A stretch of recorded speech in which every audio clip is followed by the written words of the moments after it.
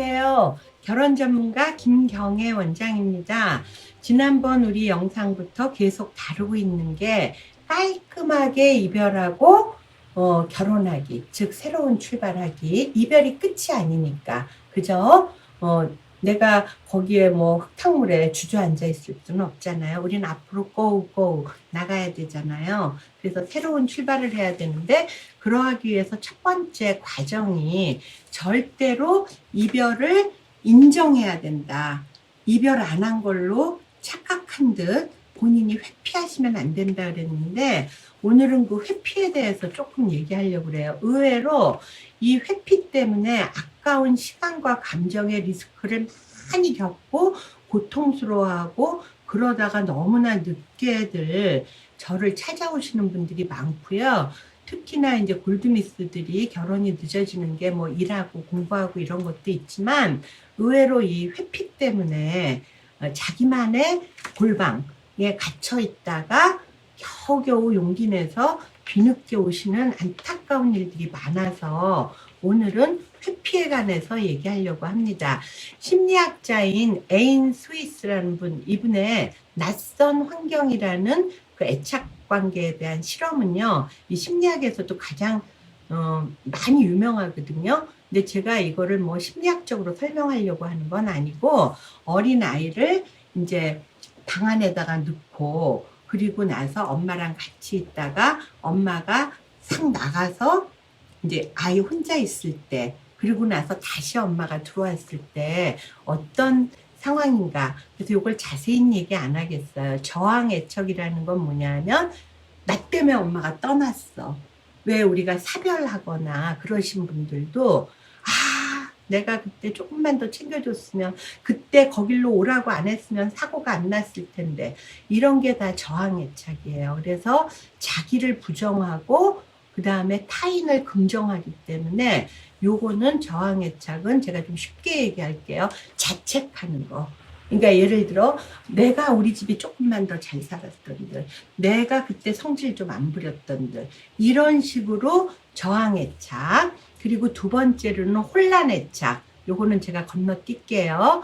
그 다음에 가장 좋은 거는, 엄마랑 같이 있을 때는 안정적이다가 엄마가 떠나면 약간 불안해하지만 주변을 돌아보면서 자기 할 일 하다가 엄마가 오면 너무 반가워하는, 요게 가장 건강한 자아를 가진 사람의 안정애착 상태거든요. 자, 우리가 깔끔하게 이별하고 결혼하려면 요 안정애착을 해야 된다는 건데, 아까 제가 처음에 말한, 예를 들어 우리가, 이거 너무 과격한 얘기긴 한데, 살인이라는 건 뭐예요? 남을 죽이는 거죠.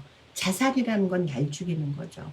이 원망도 마찬가지예요. 정말 이게 자살까지 안 가는 분도 있겠지만, 그렇게 안 가서 그렇지, 결국은 저항애착은 자기를 끊임없이 공격하면서 상처 주고 고문하고 있는 거거든요. 그런데 이렇게 안정된 애착으로 여러분 모두가 새로운 출발을 정말 하기를 제가 바라는 마음으로, 요 네 번째는 바로 회피 애착이에요. 요건 뭐냐면, 아까는 나 때문이야 라고 나를 부정하고 그랬잖아요. 이건 거꾸로 상대방 탓이야. 다 너 때문이야. 그죠? 자기를 긍정해. 그렇기 때문에 이런 분들의 특징은요, 일에 홀릭한다든가, 해외로 유학을 떠난다든가, 공부를 한다든가, 아니면 여자분들을, 이성을 많이 만난다든가, 한마디로 잊어버리는 거야. 그리고 주변에다가도요, 이별했다는 얘기를 안 하는 경우도 많거든요. 오늘은 회피에 관한 거예요. 우리가 회피해도요, 내가 가만히 있어도 지구는 돌거든요. 내가 안 봐도 남이 나를 다 보고 있어요. 주머니 안에 속옷을 감출 수가 없어요. 우리가 아까 안정애착처럼 정면 승부해야 돼요. 헤어진 건 헤어진 거예요. 그리고 나는 앞으로도 살아갈 거예요. 그러면 앞을 향해서 걸어가야 되거든요. 그래서 요 회피 때문에 있었던 예화를 들면서 여러분한테 이해하기 쉽게 예화 두 가지 제가 설명드릴게요. 요 분은 30살, 초원이시고요. 그리고 본인이 공기업 다니고 똑똑하세요. 근데 공기업보다 조금 나은 사람 만나려고 타 회사에서 전문직 위주로 많이 봤대요. 그런데 너무나 오랫동안 잘 사귀고 서로 코드도 맞고 이 여성은 날마다 결혼을 꿈꿨겠죠. 그죠? 그런데 어느 날 예단 있죠, 예단. 예단 때문에 혼수가 깨졌고 아주 또 충격적인 그쪽 어머니가 찾아오는 직장으로 그런 일까지 겪으면서 아우 남자는 마마보이야. 그 엄마는 내가 결혼했으면 그런 거센 여자랑은 살 수가 없어. 결혼했어도 안 됐을 거야. 이렇게 자기 긍정이 너무 심해. 그리고 그러면서 뭐예요? 안 쓰러지려고 꼿꼿하게 주변 사람들한테도 이별했다고 안 알리고. 근데 다행한 건 그렇게 회피하는 과정을 6개월 이상을 보냈더라고요, 이분이. 근데 다행한 건 이분이 똑똑해. 아, 이러고 있다고 되는 거 아니구나. 그래서 심리학 용어는 몰랐을지 몰라도 안 되겠다. 그래서 마음껏 울고 분노하고 단짝 친구한테도 얘기 안 했었는데 사실은 하면서 이게 말이 되냐 이러면서 얘기하고 슬퍼하고 그러다가 그 친구가 저를 소개해줘서 왔어요. 이럴 때 제 처방은 어떻게 하냐면요. 걱정하지 마세요. 전문직 얼마든지 만나게 해줄게. 그래서 전문직이라서 예단 때문에 헤어졌다고 생각을 하잖아요. 그런데 전문직을 많이 만나게 했어. 그러니까 이분이 안심이 되는 거야. 와, 정말 전문직 이렇게 만날 수 있구나. 그리고 매번 만날 때마다 걱정해요. 이분도 또 과도한 혼수 원하는 거 아니에요? 근데 집안이 괜찮겠고 본인이 희망 조건에 여섯 쪽에 과도한 혼수 이런 얘기는 하나도 쓴 게 없으니까 안심하고 만나보라고. 그러니까 이분이 톤다운 되면서 안정되면서 결과적으로는 인제대 의대 나온 남성분하고 결혼했거든요. 자, 회피한다고 일이 해결되지 않아요. 우리는 정면 승부밖에 없어요. 여러분들 지금 이별하고 회피하시고 아닌 척, 꼿꼿한 척, 응? 그렇게 지내시는 분들 이제는 이별한 거예요. 현상을 바라보고 많이 분노하시고 슬퍼하시고 토해내시고 연락주세요. 또 한 번은요. 이분은 완전히 회피가 개인의 회피가 아니야. 온 가족이 다 이 이혼 사실을 이분은 재혼이거든요. 다 외면하고 있어.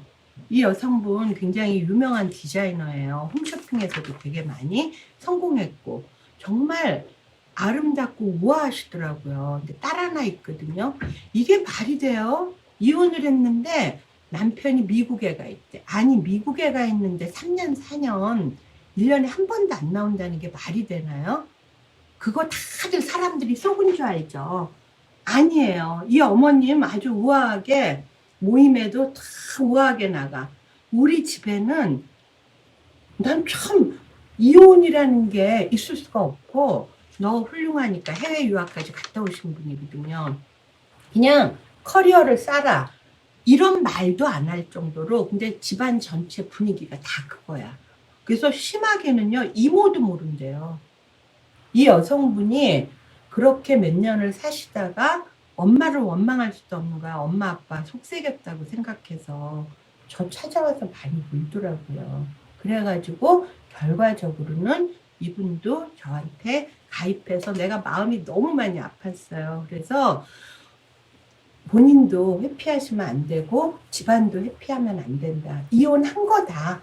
그리고 이혼했다고 세상이 끝나냐. 나는 그래요. 그 딸아이한테 더 제일 미안하다고 많이 우시더라고. 그래서 저는 그래요. 깨끗한 호적을 물려줄 수 있다면 최고의 유산이지만 어차피 남자가 미국에서 다른 여자를 만났더라고요. 어떡하겠어. 이혼을 당한 거잖아. 그런데 그거를 눈 가리고 아웅한다고 되는 건 아니잖아요. 우리 새 출발 해봅시다. 결혼할게요, 안 할게요? 네, 김경애가 이렇게 신경 쓰는데 당연히 행복하게 성혼하였습니다. 자, 여러분 주저앉아 있지 말고 외면하지 말고 앞을 향해 나갑시다.